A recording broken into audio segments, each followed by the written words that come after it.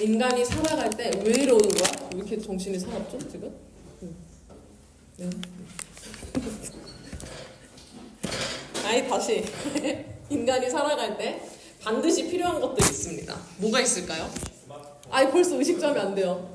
스마트폰 좋습니다. 그리고 성경책. 사랑. 사랑꾼 주원이. 사랑 주원이가 말했어요. 사랑 주원이가 말했지. 그리고 뭐 여러 가지 있겠죠. 그리고 선율아 다시 한번 이때 말해줘. 그렇지, 의식주. 우리 돈도 필요하고 뭐 사랑도 필요하고 친구도 필요하고 많은 것들이 필요해요. 근데 초등학교 때 기본적으로 이걸 딱 배워요. 인간에게 필요한 세 가지 하면 의식주다. 다들 들어봤을 거예요. 뭐죠? 발음 이상한가? 옷. 그 다음에 식. 먹어. 주. 집. 살아갈 곳이 필요합니다. 거주할 공간이 필요해요. 그렇다면 하나님 나라에서 살아갈 때도 우리가 의식주가 필요할까요? 아니요. 필요 없어요? 네. 아주 확고하네. 나는 필요하다고 할 건데. 천국에선 필요 없어. 맞아요. 재중이 말이 맞아. 이제 할 거야. 천국에 필요 없어. 왜냐면 영혼이기 때문에 필요가 없어요. 근데 우리가 천국에서만 하나님 나라가 아니라 어디서도 하나님 나라로 살아야 한다고 이야기를 했죠. 이 땅. 그래서 위에서는 필요 없어. 아주 확신에 차서 대답한 대로 위에서는 있다 그러면 그건 이상한 사람들이에요. 근데 우리가 이 땅에서 하나님 나라를 이루면서 살아가야 하는 백성으로서 살 때는 이 의식주 생활을 합니다. 필요해요. 다시 말하면 우리가 하나님의 백성으로 이 땅을 살아갈 때 먹고 입고 살고 하는 그 공간이 다 있다는 얘기예요. 문화가 있다는 거야. 하나님 나라만의 문화가 있어요.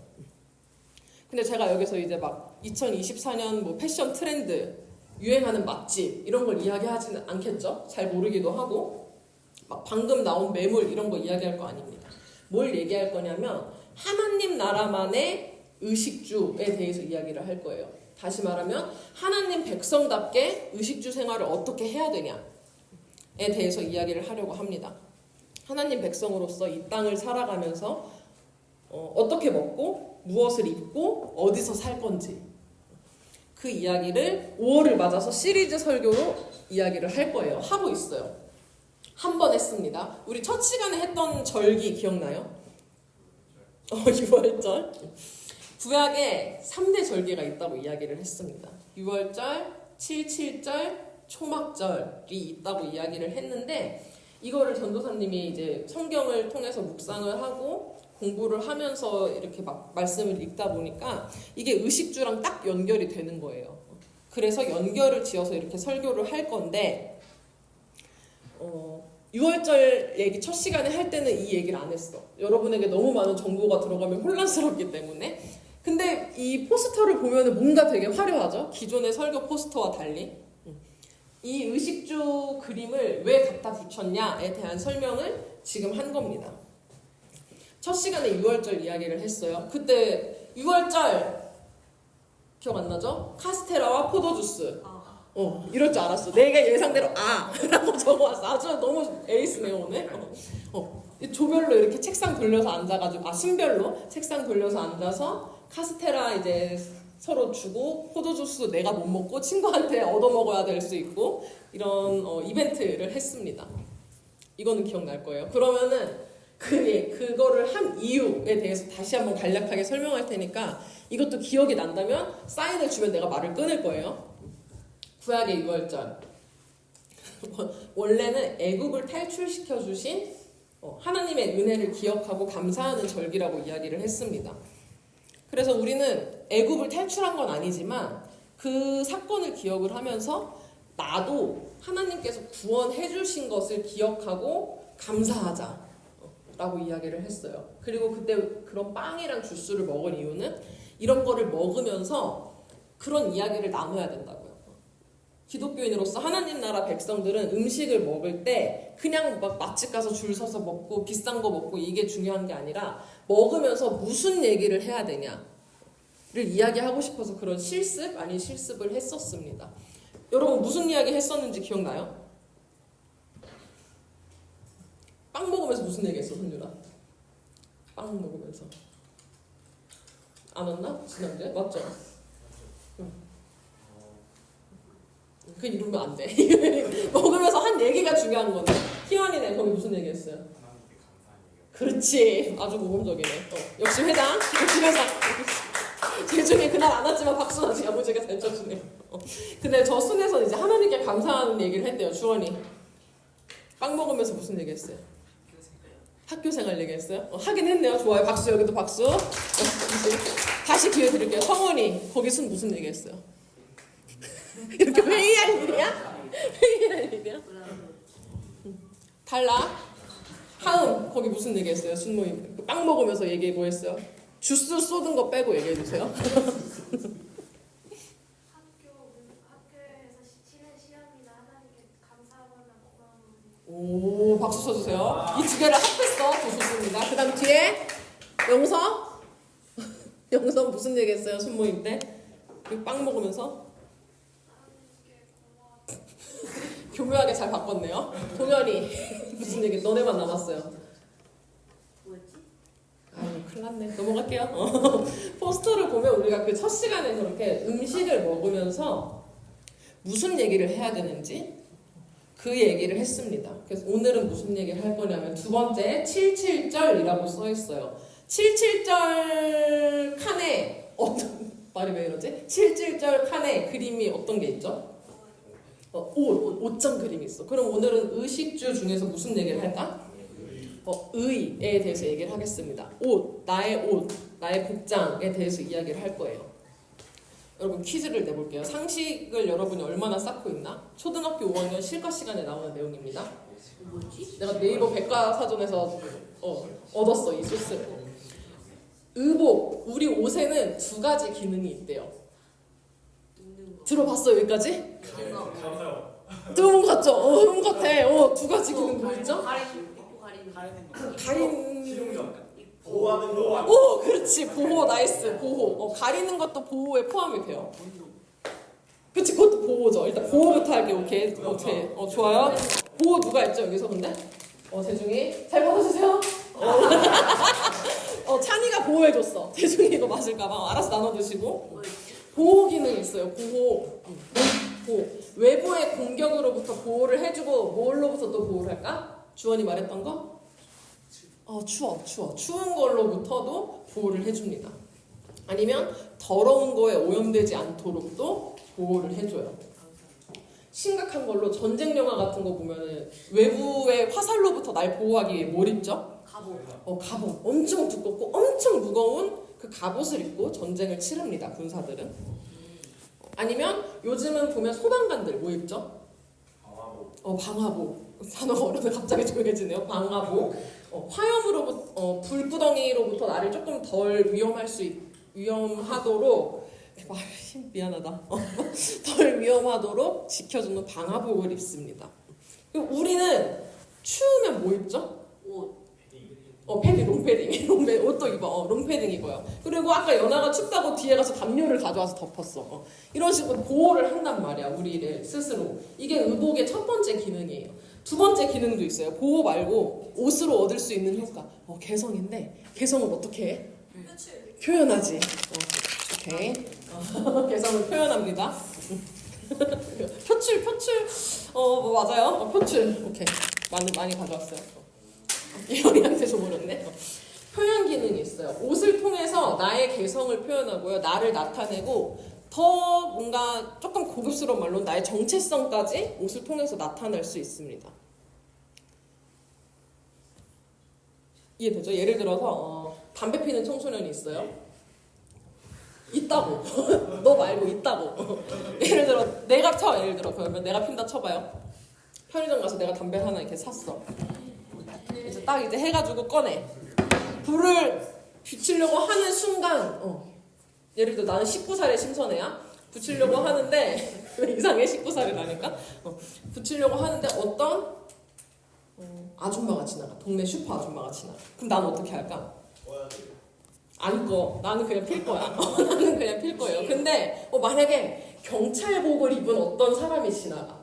그럼 어떻게 될까? 꺼내리죠. 그럼 꺼. 이게 의복의 이 두 번째 기능이에요. 표현이 돼.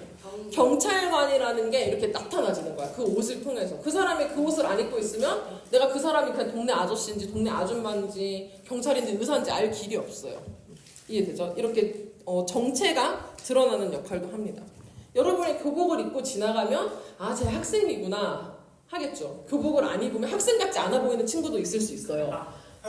있을 수 있어. 누군지 말 안 했지만. 근데 교복을 입고 지나가면 학생이구나 할 수 있어요.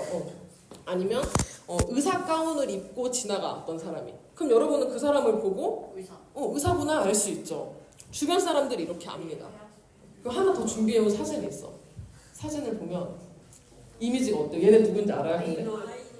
아이돌인데 전도사님이 요즘 그 처음 만나는 너 그거에 빠졌어. 투어스 빠졌어. 그래서 너무 청량하더라고. 이런 그 뉴진스 이런 사람들은 뭔가 흰색 옷, 청색 옷 이런 것들을 많이 입어요. 이걸 통해서 어떤 효과를 낼 수 있을까? 젊음, 화사하고 뭔가 청량하고 막 포카리 스웨트 같은. 내가 어떻게 표현할지 모르겠더라고. 뭔 느낌인지 알겠죠? 밀키스 막 청량해 막 그런 느낌을 표현을 합니다. 막 직업 같은 것만이 아니더라도 옷을 통해서 이렇게 이미지를 구축할 수가 있어요. 스스로. 어떤 상황에 있냐에 따라서 옷도 다르게 입겠죠. 전도사님이 지금은 이런 옷을 입지만 나는 평소에 그냥 후드티 입고 맨투맨 입는 거를 좋아하는 사람입니다. 근데 상황에 따라서 내가 어느 날 이렇게 입고 왔어? 그럼 여러분이 나를 보고 아, 설교 있구나 라고 알겠죠.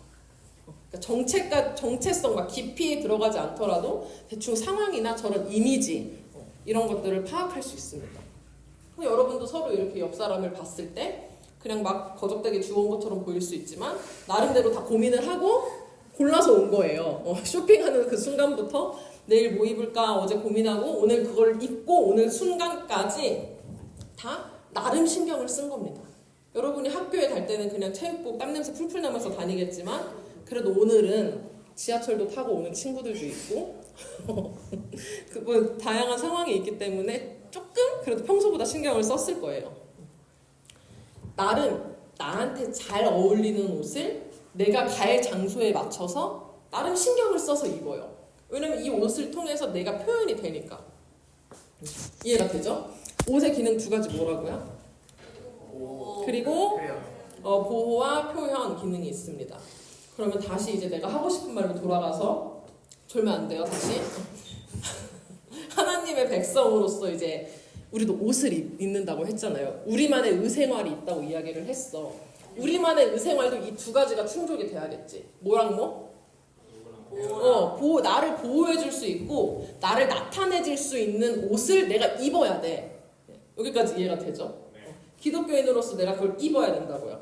근데 그거를 성경을 통해서 볼 겁니다. 출애굽기 19장 16절부터 18절이요. 먼저 찾을게요. 이거 우리 5월에는 성경이 두 개니까 끈 이렇게 잘 해놔야 돼요. 왔다 갔다 할 수 있도록.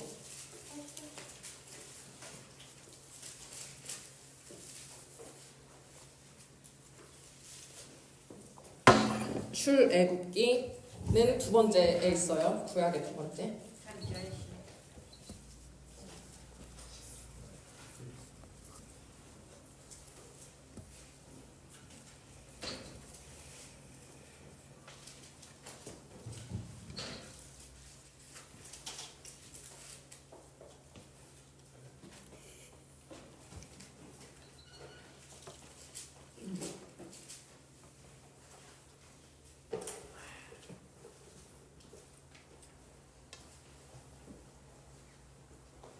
찾았으면 이거는 세 절이니까 동시에 읽을게요. 동시에 읽는 거는 합독이라고 말합니다. 시작.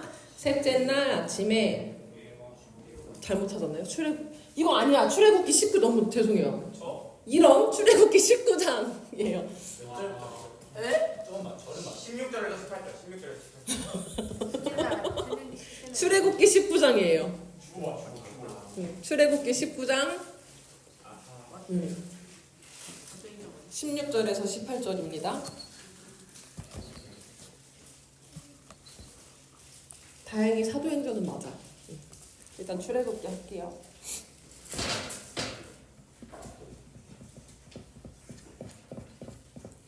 저 PPT 뒤에 다 적어야 텐데. 되겠다. 네. 찾았어요? 출애굽기 19장 좀만 앞으로 가면 되니까 있죠? 합독합니다. 시작. 셋째 날 아침에 나팔 소리가 모세가 하나님을 맞으려고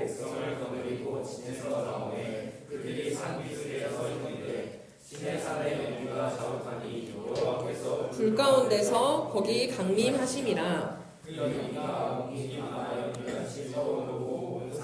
크게 진동하며. 아멘. 이거 끈 해놓고 바로 사도행전 찾을게요. 사도행전 2장 1절에서 4절이요. 이 분위기를 잘 기억하면서 읽어보세요. 사도행전은 신약에 있어요. 행. 신약 행.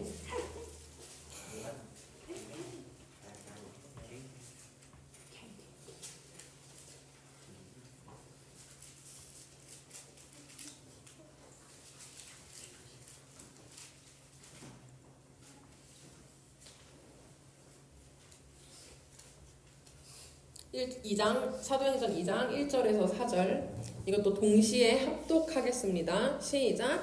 오순절 날이 이르매 다 같이 한 곳에 모였더니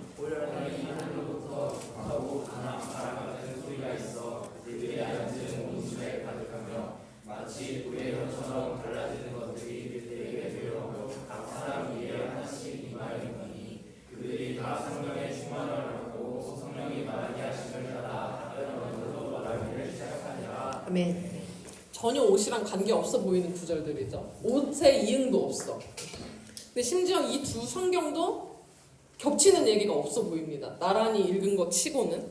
근데 공통점이 있으니까 제가 가져왔겠죠. 출애굽기와 사도행전 시대도 다르고 등장인물도 다릅니다. 다 달라요. 근데 공통점이 있어. 찾은 친구 있어요? 날씨가 좋아요. 오, 웃기죠? 근데 맞는 말이에요. 날씨가 안 좋고 불이 있고 소리가 어떻다고? 소리가 크고 나팔 소리 나고 막 연기 나고 불 떨어지고 뭔가 초원에서 소가 풀 뜯어먹는 것 같은 그런 여유로운 모습이 전혀 없죠. 뭔가 긴박해요. 하늘이 난리가 나고 그리고 그거를 본 인간들은 뭔가 쫄아 있는 것 같은 긴장해 있는 것 같은 그런 장면이 떠오릅니다. 공통적으로 백성들이 막 떨고 여러분 말한 대로 뭐 연기가 있고 막 급하고 강한 바람 소리가 크게 들리고 나팔 소리가 막 천둥처럼 치고 막 진동하고 이러는 상황들을 묘사하고 있습니다. 그리고 공통점 또 있어요. 이 사람들은 어느 나라 사람일까요? 이거는 성경에 없지만 여러분이 알고 있는 유일한 성경의 나라? 그렇지, 이스라엘. 유대인들이에요. 등장인물이 유대인이야. 시대는 다르지만 유대인이에요. 하나 더 조금 더 좁혀갈게요. 점점 이 두 장면이 같은 날짜에 일어난 일입니다. 같은 날짜. 연도는 다르겠죠. 당연히 연도는 달라. 출애굽기는 너무 옛날이고 사도행전 좀 덜 옛날이잖아. 근데 날짜가 같아요. 연도는 나도 모르지만 몇 월 며칠은 다르다. 그 절기의 요일이 같다. 요일. 절기가 같고 요일이 같습니다. 먼저 그 출애굽기 사건이 이렇게 벌어졌어요. 출애굽기 19장 여러분 본 거 뭐 연기가 있고 하나님이 강림하셔서 백성들이 벌벌 떨고 이런 사건이 있고 나서 수백 년, 수천 년이 흐릅니다.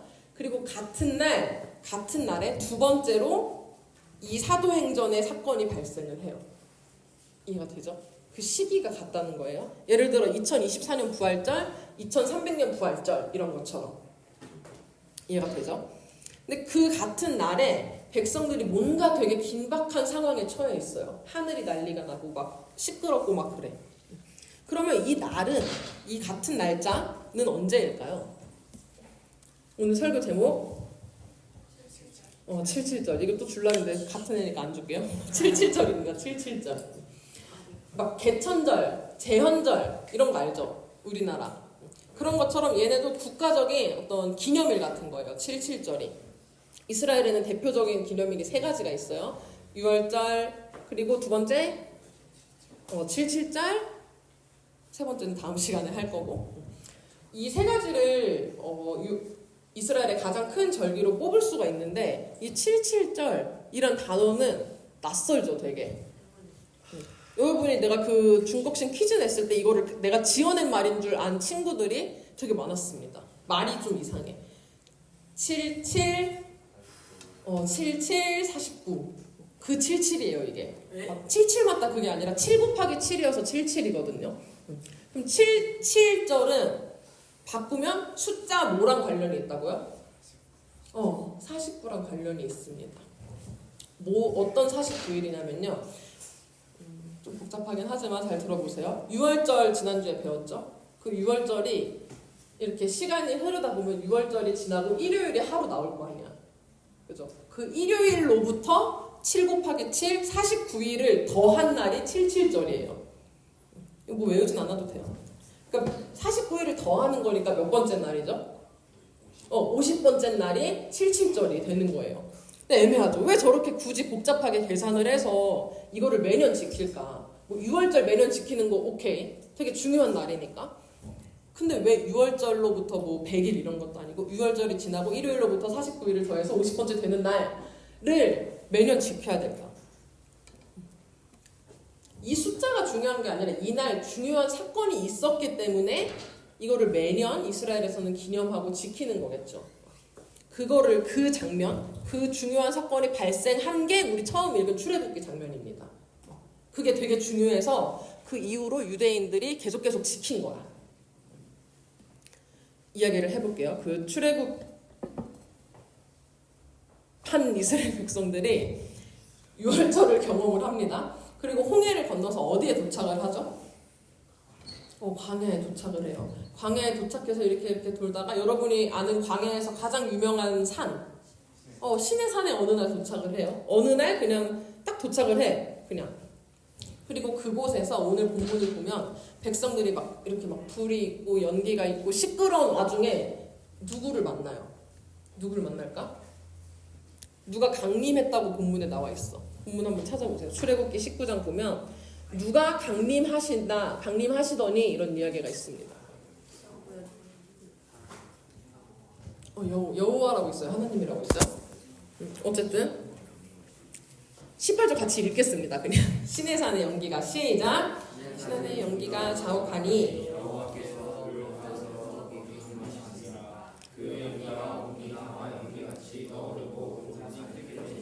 아멘.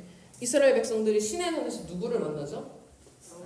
하나님 만나요. 근데 이 날이 그냥 어떻게 계산하다 보니까 6월절이 지난 주일로부터 49일이 더한 50번째 날이었던 거예요. 이해되죠? 그래서 그날을 지키는 거야. 이스라엘 백성이 하나님이랑 만난 게 이렇게 매년 기념할 만한 일일까 근데? 매년. 매일매일이 기념일이겠죠? 매일매일이 이벤트 데이. 매일매일이 77절, 78절. 그래야 됐을지도 몰라요. 근데 이스라엘 백성이랑 하나님이 만난 그 수많은 날 중에 이 날이 유독 중요했던 이유는요. 이스라엘 백성들이 시내산에서 뭘 받았어요, 하나님한테. 뭘 받았을까? 십계명을 받습니다. 십계명과 율법, 규칙, 하나님으로부터 뭔가를 받아요. 그게 중요해서 이날을 매년 지키는 겁니다.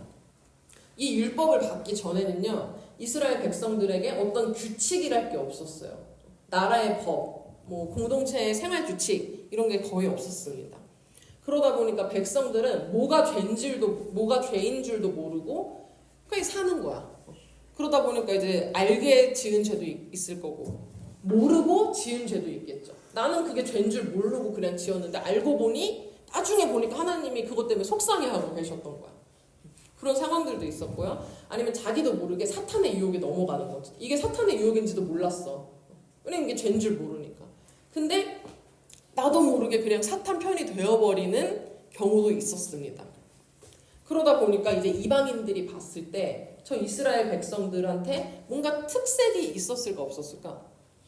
별로 없었어요. 하나님의 백성이다 하는 표지, 사인, 표적 이런 게 별로 없었습니다. 그게 언제부터 생겼냐면 율법을 받은 이후로 생겼어요. 율법을 주시면서 하나님께서 이제 너네 이거 지키고 우리는 서로 약속하는 사이야. 서로 언약 관계에 있는 거야. 나는 니네 하나님이고 너희는 내 백성이야 하는 거를 율법을 주신 그날 시내산에서부터 시작이 되었던 겁니다. 아무것도 모르는 백성들에게 하나님께서 이제 율법이라는 옷을 입혀주신 거죠. 이 중요한 걸 마이크 떼고 했다니. 율법이라는 옷을 입혀주신 겁니다. 이걸 통해서 첫 번째로 백성들은 불지옥, 사탄, 죄 이런 것들로부터 나를 보호할 수 있었어요. 보호가 되는 거야. 율법이 있으니까 이제 내가 아는 거지. 아, 오케이, 저거 죄구나. 보호가 됩니다. 율법을 통해서. 하나님께서 가르쳐 주신 것들을 공부하고 실천하면서 이제 사탄의 불지옥이 아니라 하나님의 나라에 속하게 될 수 있던 거예요.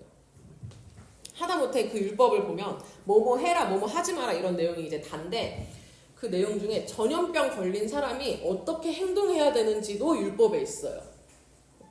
그러니까 막 불지옥 이런 것만 이렇게 보호해 주시는 것뿐만 아니라 그 당시 위생관념이 어디가 있었겠어. 하나님이 그런 것들로부터도 다 보호를 해주셨다고요. 율법을 통해서. 병에 걸린 사람은 며칠을 혼자 있어야 되고 혹은 조금 심하면 며칠을 따로 이렇게 백성 무리에서 떨어져서 혼자 며칠을 지내다가 와야 되고 그렇게 와서는 제사장한테 며칠 있다가 가서 뭐 며칠 있다가 몸을 무슨 물로 씻고 이런 게 되게 디테일하게 율법에 다 있습니다. 보호해 주신 거예요. 그리고 두 번째, 옷에 보호 기능이 있고 하나 또 뭐 있다 그랬죠? 표현 기능도 있었습니다. 이 율법을 지킴으로써 내가 누구의 백성이라는 게 드러날까? 하나님의 백성이라는 게 드러납니다. 이 당시 이집트 사람들이 십계명을 지킬 필요가 있었을까요? 전혀 없어요. 걔네는 남일이야, 남일. 근데 이스라엘 백성들은 지켰다고. 그러니까 이게 내 정체성이 되는 거죠. 이 율법을 지킴으로써 이 율법, 이 십계명이라는 거를 지키는 사람들은 하나님의 백성이다 라는 게 티가 나는 거야. 내가 입은 율법이라는 옷을 통해서 내가 표현이 된다는 겁니다. 율법의 옷을 입다. 참 절묘한 표현이죠. 제가 지어냈어요. 괜찮죠? 전공을 거의 처음 살린 것 같아요. 2년 만에. 근데 이 중요한 일이 언제 일어났냐면 아까 말했듯이 6월절이 지난 첫 번째 일요일부터 39일이 지난 50번째 되는 날에 발생을 했던 겁니다. 그러니까 이제 그날을 그냥 기념을 했던 거예요.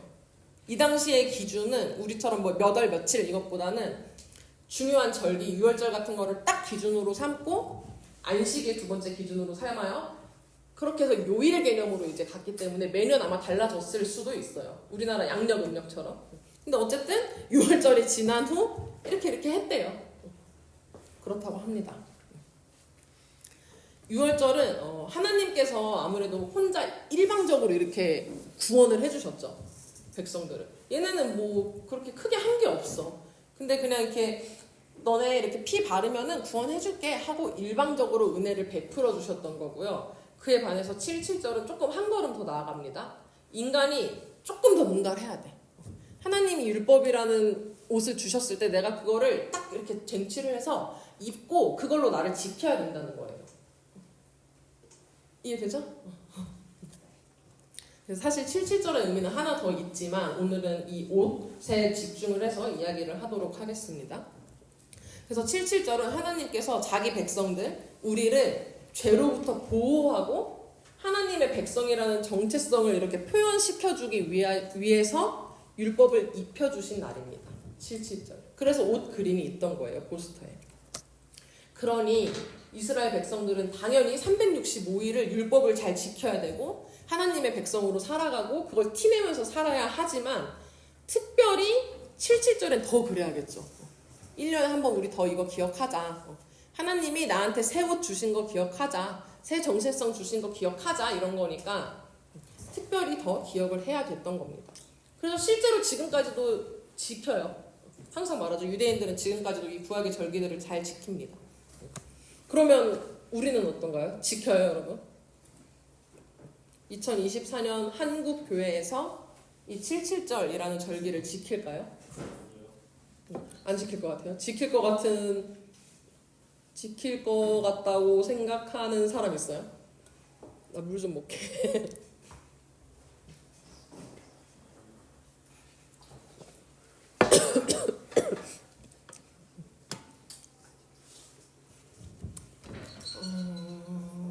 여러분 오순절 단어 들어봤죠? 7.7절은 이제 이 포스터를 통해 처음 봤겠지만 오순절이 뭔지는 몰라도 단어는 들어봤을까? 들어봤어, 동현아? 오순절 들어봤어요? 네. 안 들어봤어요? 그럼 이제 말을 해줄게. 모를 수도 있으니까. 오순절이 뭐냐면 그러니까 오순 단어 뜻 숫자 5예요. 숫자 5. 순은 뭘까? 순. 우리 순 이런 거 아니야. 좋은 접근이었지만 순회 순종 아니에요. 그거 들어봤죠, 여러분? 뭐 예를 들어 오늘 몇 월이지? 5월 5월 중순 이런 거 들어봤죠? 그 순이야. 열흘 순자거든요, 한자로. 그러면 단어 오순은 숫자 몇일까? 5월 10일 50. 숫자 그냥 50. 오순 자체는 50을 의미합니다. 숫자 50을 의미를 하는데요. 그럼 50절이잖아. 뭔가 연관이 되지 않아요? 아까 말했던 것 49일이 지난 날이 77절이라고 했는데 49일이 지나면 50번째 날이죠. 그거를 그냥 다르게 표현한 거예요. 그래서 77절은 오순절이랑 같은 말입니다. 우리는 오순절이란 단어가 익숙해. 뭐 처음 들어봤다는 친구도 있지만 다른 친구들 단어 많이 들어봤겠죠? 50일째 되는 날을 오순절이라고 표현을 하는 거예요. 오순절. 뭔가 익숙한 거 보니까 지키는 것 같지 않나요? 뭔가 좀 할 법하죠? 근데 막 성탄절 이런 것처럼 들어보진 않았어. 애매합니다. 성경을 통해서 한번 그 오순절에 대해서 보도록 할게요. 사도행전 2장 아까 찾았던 거 있죠? 1절만 한번 다시 보겠습니다. 넘어가서 신약으로 사도행전 2장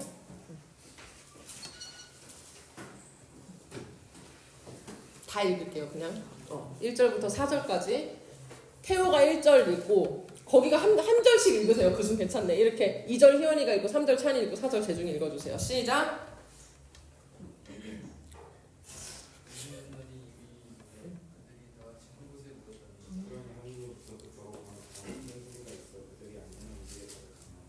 마치 불의 혀처럼 갈라진 것들이 그들에게 보여 각 사람 위에 하나씩 임하여 있고 그들이 다 성령의 충만함을 받고 성령이 말하게 하심을 따라 다른 언어들로 말하기를 시작합니다. 아멘. 이날 배경이 언제라고요? 오순절 77절에 모였다는 얘기입니다. 오순절 맞아요. 오순절 77절 같은 날이에요. 구약에서 시내산에서 77절에 있던 그 사건이 있던 날, 그게 이제 우리 읽었던 출애굽기 이야기, 그리고 사도행전에서 말하는 오순절 같은 절기라는 겁니다. 같은 날 이렇게 모인 거예요. 77절 시내산에서 분위기가 되게 살벌했죠. 막 뭔가 위기가 닥칠 것 같은 그런 느낌 속에서 위기는 아니고 하나님이 오셨어. 하나님이 오셔서 십계명을 이렇게 주셨습니다. 그리고 신약의 새로운 77절도 뭔가 분위기가 급박해요. 무슨 일이 날 것만 같은, 안 그런가? 나만 그런가요? 뭔가 되게 위기감이 고조되는 묘사를 해주셨는데 여기 본문에서 그렇게 막 있어요. 근데 위기가 닥치는 게 아니라 누가 오시냐면 성령님이 오세요. 어딨냐? 4절. 4절에 있죠. 성령의 충만함을 받고 성령의 말하게 하심을 따라갔다. 성령님이 임하십니다. 십계명이 이렇게 임할 때는 십계명 하나를 받았어요. 모세가. 그리고 이제 백성들이 그거를 공유를 했어요. 맞죠? 십계명 1인당 하나씩 배부된 거 아니에요? 오해하시면 안 됩니다. 근데 성령은 조금 다르게 왔어. 성령이 하나 베드로한테만 와가지고 이거를 공유했을까? 공유하는 방식으로 이루어졌을까? 아닙니다. 각 사람에게 임하였다고 말을 하고 있어요. 성경 본문에서. 성령님이 처음으로 각 사람에게 임하신 날이 오순절 77절이에요. 그리고 그날 이후로 기독교인이라면 다 우리 마음 안에 성령님이 임하여 계실 겁니다. 여러분 마음에도 다 성령님이 계실 거예요. 원래 하나님의 백성들은 율법의 옷을 입고 살아가는 사람들이었어요. 말했죠? 율법을 통해서 나를 죄에서 보호해요. 그리고 율법을 지킴으로써 내가 하나님의 백성이라는 게 티가 났어. 그렇게 표현이 됐다고요. 근데 이제는 시대가 바뀌었습니다. 신약시대를 기점으로 이 오순절 날을 기점으로 해서는요. 우리 율법의 옷 안 입어요. 성령의 옷 입습니다. 성령님. 그 성령님을 의지하면서 살아갈 때 내가 죄를 이렇게 무찌를 수 있게 되고요. 내가 기독교인인 게 티가 나요.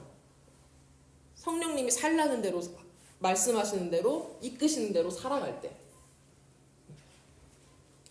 성령을 통해서 사탄의 유혹을 무찌른다. 무슨 말인지 알 것 같아요, 의지야? 성령을 통해 사탄을 무찌른다. 우리 실생활로 조금 생각을 하면 여러분 죄 짓고 싶어질 때 있죠. 네. 너무 많아. 나도 많아. 나는 오늘 예배 전에도 정말 죄 짓고 싶었어. 화내고 싶은 적이 많았는데 그런 나쁜 속삭임들이 다 있을 겁니다. 유혹, 그 갈등의 순간이 있어요. 근데 그거를 이기게 하시는 게 성령님이라는 겁니다. 여러분 마음은, 여러분 정신은 스스로 착한 거를 절대 생각할 수 없어요. 우리 인간은. 근데 내 마음속에서 뭔가 찔림이 생기고 아 이거 이렇게 하면 안 될 것 같은데 하는 거는 100% 다 성령님의 음성이라고 생각하면 됩니다. 물론 고등교육을 받아서 하면 안 될 것 같은데 라고 머리로 생각할 수 있지만 뭔가 마음속에서 진짜 양심이 찔리고 하는 그 모든 것들은 우리 안에서 선한 것이 나오는 게 전혀 없어요. 다 성령님께서 가르쳐 주시는 겁니다. 그렇게 성령님이 도와주셔서 우리가 죄를 무찌른다 라고 전도사님이 표현을 하는 거예요. 조금 더 크게는 실제로 사탄이 장난질을 하는 경우가 있습니다. 여러분은 삶에서 뭐 봤을지 모르겠지만 뭔가 놀라운 말도 안 되는 일들, 귀신 들린 거 이런 거, 그런 것도 다 성령의 능력으로 무찌를 수 있습니다. 여러분에게는 그런 일이 정말 귀신 이런 게 절대 없기를 바라지만 혹시 그런 일이 있다면 성령의 능력으로 여러분들도 다 물리칠 수 있어요. 목사님 기다릴 거 아니고요. 여러분들이 직접 하면 됩니다. 성령님 의지해서. 순간순간 성령님을 따를 때 또 성령의 열매를 맺어요. 성령의 열매 단어 들어봤어요? 대충 알죠? 좋은 거. 그 좋은 것들. 그거를 맺는 것도 성령님께서 우리 안에서 이렇게 펌프질을 해주셔서 내가 이번에 참자. 한 번 참으면 이제 오래 참으면 열매를 한 번 맺는 거야. 이런 식으로 내가 변해간다는 겁니다. 우리들은요, 하나님의 백성들이라고 모였죠, 다 같이. 우리들은 하나님께서 보내주신 성령의 옷을 입고 살아가는 사람들이에요. 다시 말하면 성령을 통해서 죄로부터 내가 보호를 받을 수 있어요. 그리고 성령을 통해서 내가 어떤 정체성을 가진 사람인지 이렇게 표현이 됩니다. 여러분 그렇게 살고 있어요? 성령의 옷을 입고 있어요? 영준아, 성령의 옷 입고 있어? 똑바로 앉아 너. 성령의 옷을 입고 있어요? 하연이 입고 있어요? 빨리 끝내는 법을 잘 아는 우리 친구들 좋습니다. 성령으로 죄를 이기고 나한테 성령의 열매가 있는지를 돌아보면 돼요. 누가 봐도, 다른 사람이 봐도 내가 성령의 옷을 입고 있는 것처럼 보여요? 그러면? 내 스스로는 약간 그렇게 생각할 수 있어. 근데 남들이 봐도 그렇게 보일까요?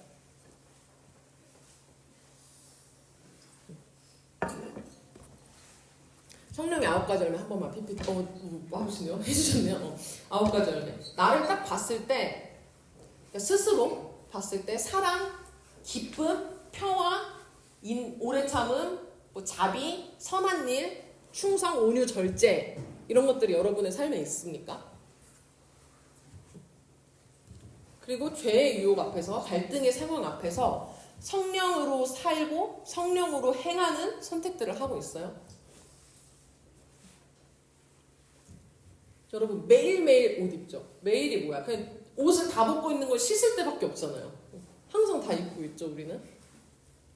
물론 뭐 어떤 스타일을 입을지, 뭐 반바지를 입을지, 긴 바지를 입을지 뭐 이런 건 또 다르겠지만 어쨌든 매일매일 옷을 입습니다. 마찬가지로 우리도 하나님의 백성이라면 매일매일 성령의 옷을 입고 살아가야 돼요. 그 모양은 다를 수 있어요. 어느 날은 내가 희락이 더 필요할 수 있고, 어느 날은 하나님께서 나에게 뭐 충성을 더 요구하시는 날, 온유, 절제 각각 요구하시는 게 다를 수 있습니다. 내가 그날 입어야 될 거, 그 순간순간 선택하고 채택해야 될 것은 다를 수 있어요. 근데 매일매일 성령의 옷 입고 있냐고요.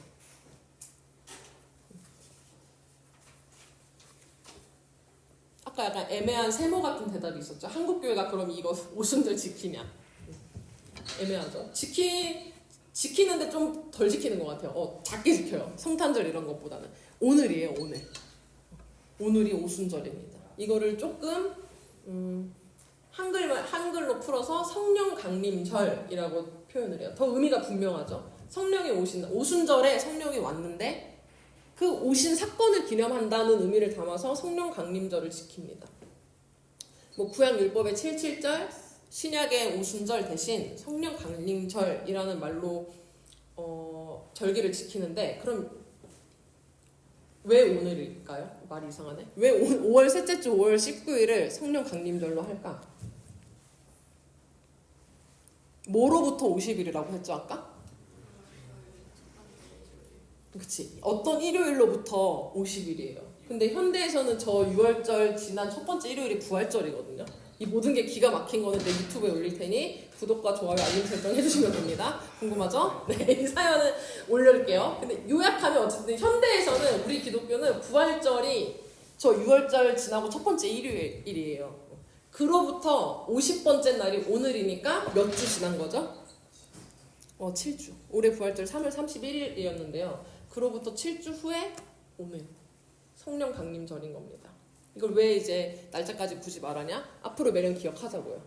우리 부활절 성탄절 지키는 것처럼 이 성령님을 기억하고 성령님을 의지하는 게 내 생각에는 기독교 신앙생활의 핵심이라고 생각을 합니다. 전도사님 생각에는. 성령님 옷 안 입고 성령님 의지 안 하면 여러분 능력으로는 절대 율법을 마스터할 수 없고 절대 성인군자처럼 살 수 없어요. 우리는. 그래서 이제 그 성령님을 항상 기억했으면 좋겠고 더 사모하는 하이틴 중고등부가 되길 바랍니다. 사모한다는 거는 성령님을 기대하고 기다리고 성령님 저 만나주세요. 제 안에 더 충만하게 임해주세요 라고 하는 거를 사모라고 이야기를 해요. 사모하다 입니다. 그래서 그 기념으로 오늘부터 조금 변한 게 있었어요. 예배 때. 눈치챘나요?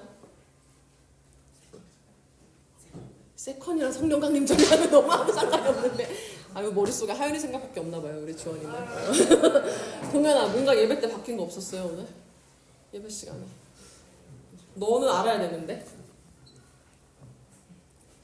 몰라 큰일 났네. 아까 찬양 안 부르더니. 내 안에 계신 성령님을 더 의지하고 특별히 우리 예배 가운데 더 임하여 달라고 기도하는 마음으로 예배 시작할 때 찬양을 바꿨어요.